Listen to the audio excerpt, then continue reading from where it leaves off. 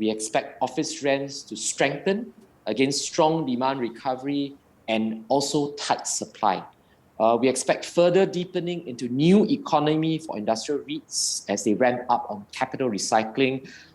These REITs are expected to deliver higher total return potential with 5.5% to 6% dividend yield and also 4.5% to 5% DPU growth. Hello, I'm Noelle Lim on ASEAN Speaks by Maybank Investment Banking Group. REITs or real estate investment trusts are popular amongst investors who want constant dividends. Chua Su Tye, our head of REITs research in Singapore, discusses his outlook if REITs are still a safe haven against a rising interest rates and inflation outlook, and that a number of REITs are trading at a 52-week low. So we rounded out the Singapore REITs performance for FY21, I think, and discuss our outlook for the sector in a new report we just published last week.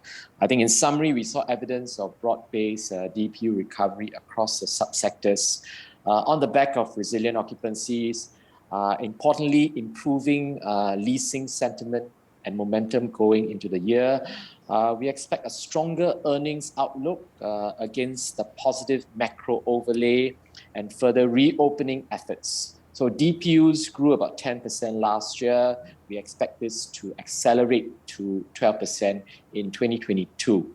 This will be due to the absence of rental waivers due to rising rents as business activities normalize and also contributions from acquisitions. The REITs are 7% off their recent peaks. That's in November last year. And the sector yield spread of 3.7% is at one standard deviation above their 5-year historical average.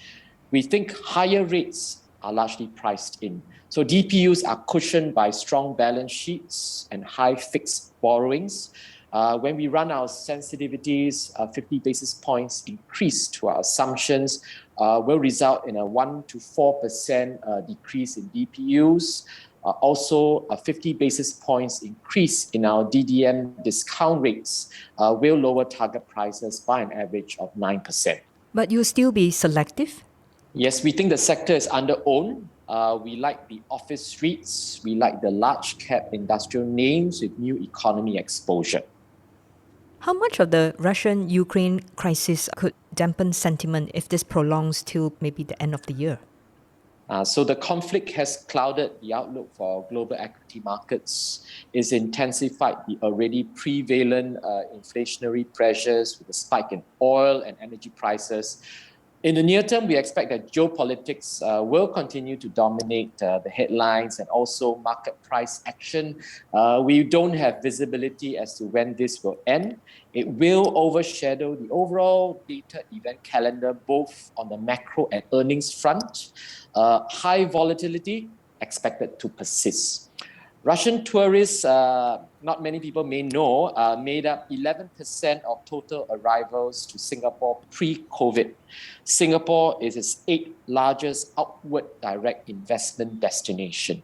But I think a recession in Europe will have a larger knock-on effect on our economy and also GDP downside risk. Which REITs would be most affected?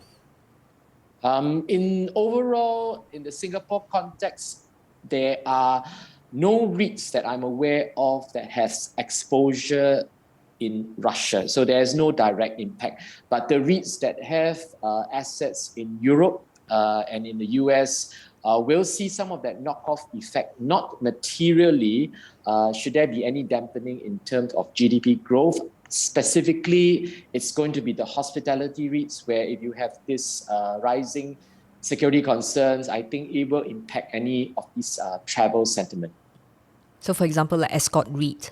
Escort REIT, CDL Hospitality Trust. I see that you prefer office REITs on the back that the sector saw a short-lived down cycle and is recovering, led by technology occupier expansion. Now, can you give us some color? What's driving this tech tenant expansion? For example, is it for back-end services that require large floor plates or really super high-end prime CBD spots? So social media, e-commerce, software companies saw their businesses grow during the pandemic. This has led to and continues to drive strong leasing demand. Doubling down on offices may seem counterintuitive to the many tech workers who continue to work remotely, but there are several factors that were sort of propelling this trend, including a hiring boom, a race to attract and retain top talent, and then also the sense, importantly, that office will play a key role in the future of work. Now, Singapore's stable politics, developed legal and financial systems, and tech infrastructure are expected to draw a larger share of global and regional office allocation. Our country already houses many of the world's largest tech companies. Many of these firms and startups like Amazon, like Razer, are rapidly growing their footprint here by launching their regional headquarters and then growing the staff count. In general, are you seeing there is a decisive trend of people returning back to the office to work? I think if we look in terms of the mobility, there seems to be an increase of the workforce increasing, the physical workforce increasing. I think public transport systems is a very good gauge that the numbers are going up. But we're not back to pre-COVID levels, also partly due to the regulations that still remain in place about, especially in Singapore, where 50% of the workforce are allowed to return to the workplace. I think given where the overall COVID case numbers are trending, we are optimistic that these restrictions will be easing sometime in the near future, and therefore we will expect physical occupancy to move up in the next 1 to 2 quarters. In terms of office demand, is it mainly in the CBD areas or more towards, say, the East Coast?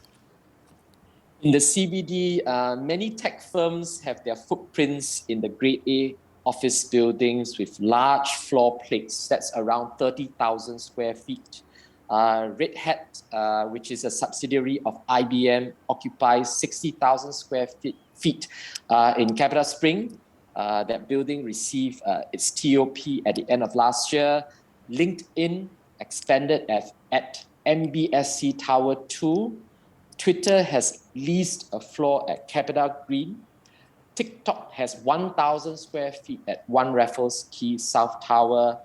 ByteDance occupies 60,000 square feet over 2 floors at Guoco Tower.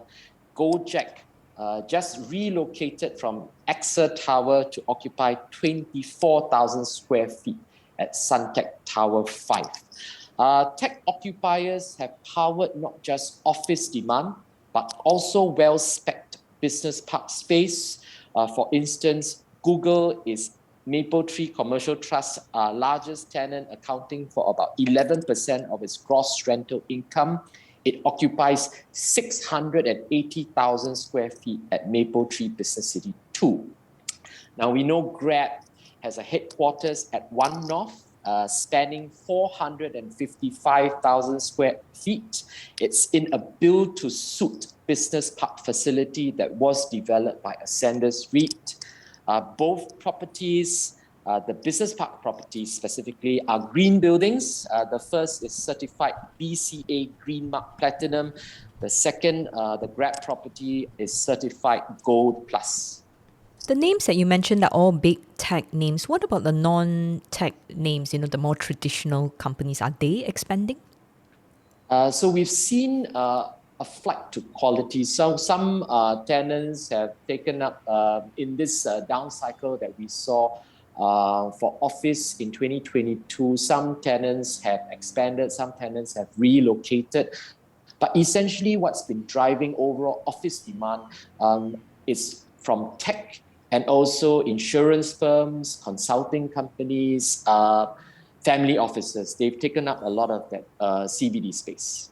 A couple of factors. These companies are still expanding, and these companies happen to be expanding in Singapore, where the overall infrastructure is supportive, where the overall systems are supportive for their expansion. Are you also sensing that tenants want to grab opportunities before rentals go up further? Absolutely, yes. So we saw a down cycle, which was short-lived relative to the earlier down cycles. So rents in the CBD Grade A space were down 10% in 2022. They increased at 4% last year because the overall demand recovery has been stronger than expected. It has overshadowed the return of space from some of firms that have permanently moved to hybrid work or that have permanently downsized. What about retail and hospitality REITs as recovery plays, or is it best to wait and see first at this point? So we prefer retail to hospitality. Retail REITs saw resilient occupancies in the fourth quarter of last year, while tenant sales improved further. That's ahead of shopper traffic due to the easing of dining restrictions and also due to seasonality. There are uncertainties and the elevated COVID case numbers have checked further easing year to date. But retailer sentiment has improved as we move towards endemic living. We expect more measured relaxation of protocols in the first half of this year, followed by a firmer reopening trajectory in the second half. We expect reversions to improve this year as tenant sales gain traction. The progressive reopening of borders provides a positive outlook for hospitality. It could benefit from pent-up travel demand when cross-border travel eventually returns meaningfully.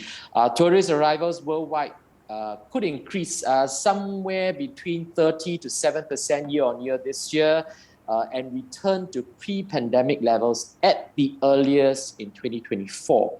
The respective domestic markets should lead the recovery ahead of the progressive return of large-scale events, which are subject to the easing of restrictions. The outlook across markets remains very uneven. So while room occupancies here were primarily supported by demand from government isolation contracts, Revpar recovery did pick up pace in the fourth quarter of last year with the reopening of vaccinated travel lanes from November. I think the pace of tourism recovery will depend largely on the arrangements with China, with India, Indonesia, Malaysia, and Australia, which together accounted for 55% of arrivals into Singapore pre-pandemic levels. How important is the arrival of Malaysians into Singapore? In 2019, Malaysia would have made about 10% of total arrivals in Singapore. So they are significant, but also don't forget that China is the largest contributor to tourist arrivals, not only to Singapore, but into the region as well. Chinese tourists make up around 20% of arrivals. They make up 25% of the total tourist expenditure. So they are quite a large. They will move the numbers in terms of Revpar recovery. In terms of retail REITs, is the demand still more resilient amongst the neighborhood malls, or you're seeing a nice recovery in the more urban areas? I think if we look in terms of the retail sector, in the fourth quarter of last year, there was improvement in terms of tenant sales. That's a lot driven by seasonality. Specifically, the tenant sales number moved up in December relative to November. A lot of Christmas shopping helped that. So going forward, I think suburban malls will continue to be resilient, largely because the occupancies have held up very well. And of course, because there's still some of that work from home trend continuing this year and could be made permanent, we should expect tenant sales to be supported by that as well. Downtown malls' performance was lower, suffered more than suburban malls last year, and therefore I think we can expect coming off a lower base, the recovery could be faster. But of course, what's missing is the tourist numbers that will contribute some of the shopper spend, specifically for a mall like Paragon that's owned by SPH Street, also VivoCity, which is owned by Mapletree Commercial Trust. As and when that tourist spend returns, it should definitely lead to a recovery in terms of the tenant sales as well. But overall, yes, I think we will expect suburban malls to outperform still at least into the near term. Some notable industrial REIT names like Mapletree have seen a pullback in share price. Is it for fundamental reasons or it's mostly investors rotating to recovery plays? I think it's a rotation trade into the recovery plays. I think Mapletree Industrial Trust offers stronger fundamentals now with better DPU visibility from the rising data center tenancies they have. It had a solid balance sheet, and we will expect further DPU accretive deals as management further diversifies to deepen the data center contribution to the portfolio, which is now at about 50% of AUM. They are pushing this up to about 50 to 67% of AUM. Recovery in occupancies, we've already seen that in the recent quarter, and rents for the Singapore portfolio remain in sight. And we will expect this to gain traction in their FY23. That's again the stronger macro backdrop. Valuations undemanding at 5.5% dividend yield, and we're expecting 5% DPU growth. If you're a long-term investor, would it be a good time to pick up some industrial REITs now, given there's, in general, industrial REITs have relatively high tenant stickiness? Yes. So industrial REITs, WALEs, or industrial properties, the WALEs tend to be longer. So on average, around 5 to 10 years, relative to office REITs at 3 to 5 years, and then retail REITs, which are shorter, 2 to 3 years. And these are backed by the overall lease agreements that industrial REITs will have. But of course, when one invests into REITs, we're not just looking at the terms of the leases, but we're also expecting growth. What's driving growth for industrial REITs are the overseas acquisitions that they have completed in the last 2 to 3 years. In particular, Ascendas REIT has completed 2.1 billion worth of acquisitions in the last year itself. They've moved into US logistics. They have acquired a European data center portfolio. And we will expect further growth this year.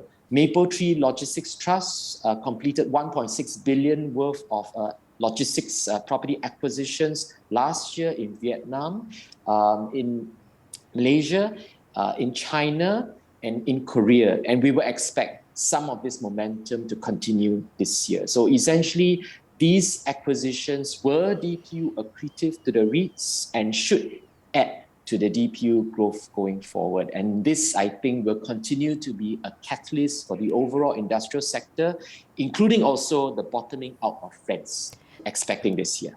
With interest rates going up in key markets like the US, I suppose this might fuel asset sales and therefore lend to acquisition opportunities for Singapore REITs?